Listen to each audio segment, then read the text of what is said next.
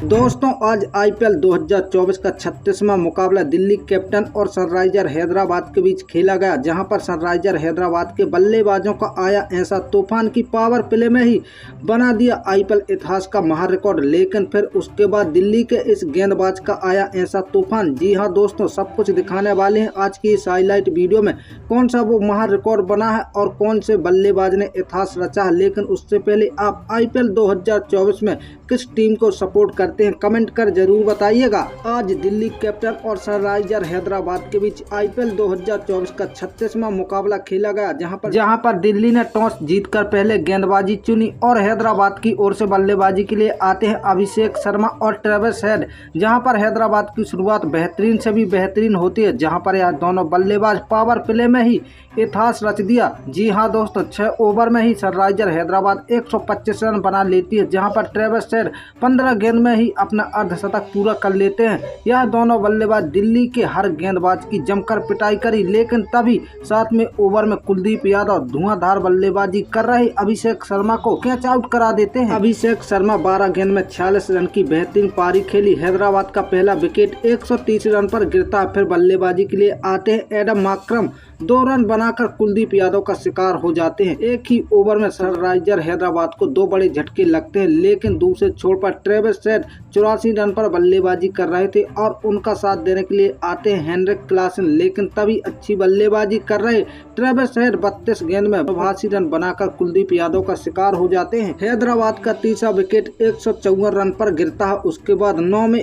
Over की पहली गेंद पर हेनरिक क्लासन अक्षर पटेल का शिकार हो जाते हैं। हैदराबाद को बैक टू बैक 2 बड़े झटके लगते हैं, जहां पर हैदराबाद 6 ओवर में 125 रन बना लेती है। पावर प्ले खत्म होने के बाद 154 रन पर 4 विकेट गंवा देती है। फिर बल्लेबाजी के लिए आते हैं नीतीश कुमार रेड्डी और शहबाज अहमद के बीच अच्छी पार्टनरशिप होती है, जहां पर सनराइजर हैदराबाद 200 रनों को पार कर जाती है।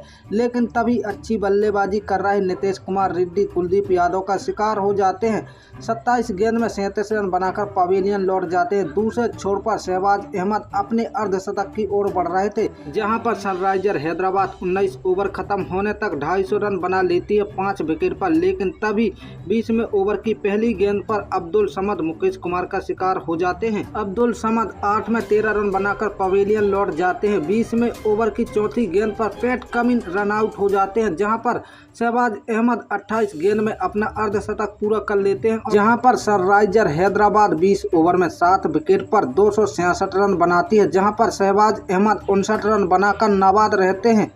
और दिल्ली की ओर से सबसे ज्यादा विकेट कुलदीप यादव को 4, अक्षर पटेल और मुकेश कुमार को 1-1 विकेट मिलता है। फिर दिल्ली की ओर से इस लक्ष्य का पीछा करने के लिए मैदान पर आते हैं पृथ्वी शॉ और डेविड वार्नर, जहां पर दिल्ली की शुरुआत बेहद खराब होती है। 16 रन के स्कोर पर पृथ्वी शॉ 5 गेंद में 16 रन बनाकर आउट हो जाते हैं। फिर बल्लेबाजी के लिए आते हैं जैक फ्रेजर, लेकिन दूसरे छोर पर डेविड वार्नर भुवनेश्वर कुमार का शिकार हो जाते हैं। दिल्ली को दूसरा झटका 25 रन के स्कोर पर लगता है। डेविड वार्नर 1 रन बनाकर पवेलियन लौट जाते हैं, लेकिन दूसरे छोर पर जैक फ्रेजर छक्के चौके की बरसात कर रहे थे, जहां पर जैक फ्रेजर देखते ही देखते 15 गेंद में अपना अर्धशतक पूरा कर लेते हैं और दिल्ली कैपिटन की टीम पावर प्ले में 96 रन बना लेती है 2 विकेट पर।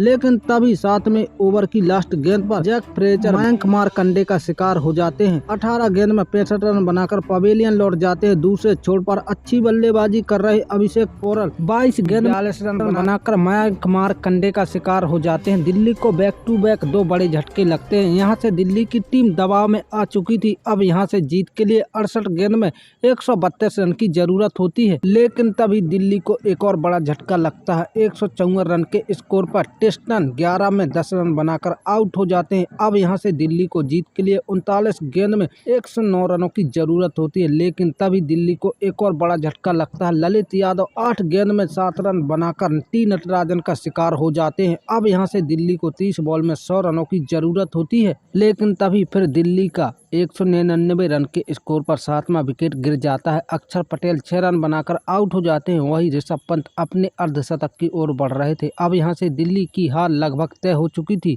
क्योंकि 2 ओवर में 68 रन की जरूरत होती है। तभी दिल्ली को बैक टू बैक 8वां और 9वां विकेट भी गिर जाता है और दिल्ली की टीम 18.4 ओवर में 199 रन पर ऑल आउट हो जाती है और हैदराबाद की टीम इस मुकाबले को 67 रन से जीत लेती है।